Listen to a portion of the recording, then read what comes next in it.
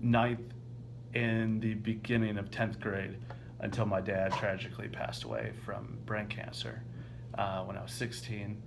So that was really tough for me because I'd known him my whole life, and he was, very close to me. And my brother, he was pretty close to me. He was 2 years younger than me, and I also had two sisters who were 5 and 9 years younger than me. So there was a little bit of an age gap, but I still had a connection with them. But it was extremely tough. Is it still something you struggle with today? Not so much anymore. My wife, Danielle, girlfriend at the time, back when she was a high school sweetheart, I've known her since I was 16, and I met her my 10th grade year, and so I was just building that new love relationship, I guess you would say.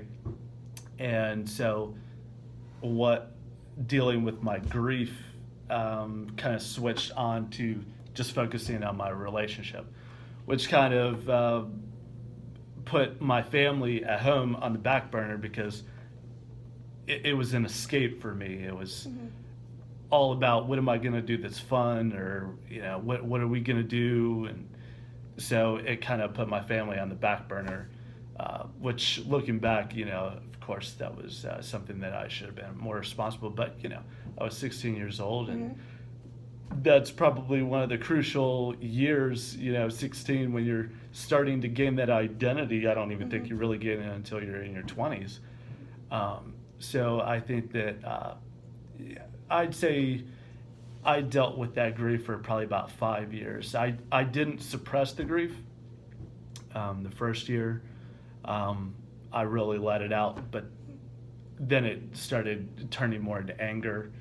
And my girlfriend would even tell me, wife at the time, now, she would tell me, you're just a different person now. You're just always on edge, and it was true. Everything that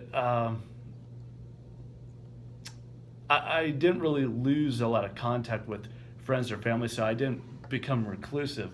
But at the same time, I just tried to forget what happened. Right. So I guess I started to maybe repress some of those feelings in the second year, which I felt that I had got them out the first year.